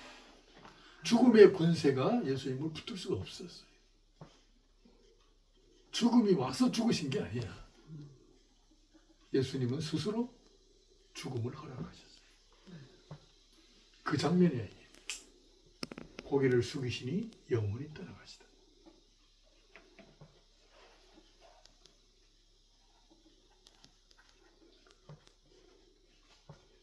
참 이 장면이 웅장하더라고. 그 수많은 인류들이 죽음의 권세에 사로잡혀, 그죠? 참 죽음이 탁 닥치면 죽음의 세력에 그냥 붙들려 가잖아요. 근데 예수님은 안 그랬어요. 힘이 없어서 죽으신 것도 아니고 피를 다 쏟아서 죽은 게 아니에요. 피를 언제 쏟았어요? 아니 언제 쏟았냐? 우리 그거 다 성경을 보면 죽었나 안 죽었나 하고, 그죠? 로마 군병들이 확인하려고 다리를 원래 꺾잖아요. 근데 양평 강도는 다 꺾었거든. 근데 예수님께 와 보니까 벌써 죽어 계시는 거예요. 강도들은 안 죽었거든요. 그래서 꺾어버렸다. 근데 예수님은 와 보니까 이미 죽어 계셔. 정말 죽었나 안 죽었나 확인하려고 옆구리에 창을 탁 쏘았는데 그때 피가 싹 쏟았어. 그러니까 예수님은 안 죽으신 거예요. 그걸 알아야 돼. 나는 그거 보고 웅장하다. 정말 하나님이 인간의 몸을 입고 오셔서 마지막 생애를 정리하는 과정이 우리와 다르다. 정말 웅장하고 도무당당하고, 참 어느 인간이 갖고 있는 권세나 사탄이나 무엇이든지 간에 그를 붙들 수가 없었다. 그는 예수님의 길을 가신 거다. 그 슬퍼해야 할 일이 아니구나. 천국의 문을 여시는 장면이죠. 그게 이제 여러분, 나도 의사 생활을 가짜지만 한 7년 했어요. 근데 주사 잘 나요. 정맥 주사. 다른 사람 못 넣는 거 내가 꼽으면 탁 틀었다. 내가 아주 유명한 그 주사쟁이였어. 혈액 은행도 운행도 했고. 그런데 사람이 죽으면 15분 안에 강직이라는 게 와. 주사 바늘이 안 들어가. 굳어버려. 뻣뻣해져 버려. 근데 예수님은 죽고 난 몇 시간이 흘렀는데도, 그죠? 피를 쏟았어. 강직이 안 온 거예요. 그걸 뭘 의미해요? 죽음을 통하여 율법을 완성하시고, 그죠? 하나님의 공의를 실현하시고, 죄를 다 사하시고, 하나님의 진노를 다 진정시키고 난 다음에 피를 쏟으셨어요. 그러니까 그 피가 의로운 피야. 생명의 피고. 그 새 생명의 피잖아. 피를 쏟고 난 다음에 죽은 게 아니야. 죽고 난 다음에 쏟아요. 그 순서를 알아야 돼요. 그 설명하는 목사님 잘 없더라. 이제 이해가 돼요? 나 울고불고 있는데 그러면 안 되겠네. 어? 고난주간 묵상할 때 참 울게 되는데 그 피가 땀과 피를 다 흘리셨구나. 그 뭐 감격의 눈물은 몰라도 슬픔이. 슬프다 뭐. 그러니까 뭐 너무 비탄. 그 슬퍼할 일이 아니에요. 그러네요. 감사. 그냥 비탄. 감격의 눈물. 너무 승리의 영광이 너무 벅차서 예. 눈물 흘리는 건 몰라도 너무 처량해서 같이 음. 운다. 그거는 예, 그건 좀 그렇지. 다른 것 같아요. 서문 밖에 뭐 노래 있잖아요. 영문 받기들. 너무 처절하게 십자가를 너무 처절하게 얘기하면 안 돼.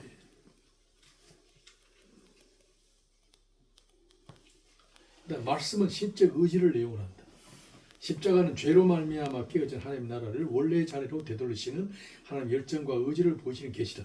십자가는 나를 사랑하심으로 나의 죄를 대신하여 세우신 사랑의 전시물이 아니다. 십자가는 하나님의 사랑을 보이시고 우리로 하여금 감동하게 하시려는 사랑의 전시장이 아니다. 상품 진열장에 그죠? 상품처럼 고객의 선택을 유도하는 전시물이 아니다. 이렇게 얘기하면 좋겠죠. 이만큼 사랑했으니 그죠? 감동해 달라고 하는 전시물이 아니다. 십자가에서 나타나는 하나님의 사랑을 영원한 계획의 측면에서 이해하는 신학적 접근이 필요하다. 십자가는 우리의 죄를 대속하시는 사랑만이 아니라 영원한 언약에서 하나님 나라의 주권을 회복하시는 강렬한 의지를 표현한다는 사실에 눈을 떠야 한다. 인간의 죄에도 불구하고 하나님의 역사를 주도하시는 그죠? 하나님의 의지에 대하여 우리가 경외심을 표현해야 돼요. 다시 말하면 하나님이 계획하신 것 십자가만큼의 열정과 강렬한 의지로 성취시키시는구나 라는 데 대한 경외심을 가져야 된다. 오늘 우리를 구원하신 데 있어서도 십자가만큼의 열정을 쏟아부으면서 한 영혼을 구원하신다. 날 보고 감동해 달라는 게 아니라 구원하시기 전에 계획한 것은 어떤 경우라도 불러내신다. 그에 대한 신적 의지가 내용이다. 꼭 잊지 마십시다. 자, 결론 내리겠어요. 우리에게 마지막으로 당부하신 주님의 말씀에서 또 다른 긴장을 결심할 수밖에 없다. 한번 읽겠습니다. 아버지께서 나를 세상에 보내신 것 같이 나도 그들을 세상에 보내었고 그랬거든요. 제자들을 보낼 때 아버지께로부터 내가 보냄을 받은 것처럼 제자들도 내가 세상에 보내옵니다. 우리는 주께서 세상으로 보내신 말씀의 사실들이다. 주님이 아버지로부터 보내심을 받은 것 같이 주님도 우리를 세상에 보내신다는 것이다. 내 말과 내 행동, 나의 판단과 생각까지도 이제는 모두가 다 하나님을 설명하고 하나님을 전달하는 것임을, 아울러 우리 자신이 그리스도를 대변하는 말씀의 사신들임을 명심하자. 그렇게 해서 결론을 내리겠습니다. 강의 마칩니다. 오늘 장시간 강의했네. 사실은 말씀을 많이 줄였는데 사실 이 내용이 굉장히 깊어요. 예. 기본적으로 이걸 배경으로 가지고 있어야 설교하실 때나 그저 설교 작성할 때 도움이 됩니다.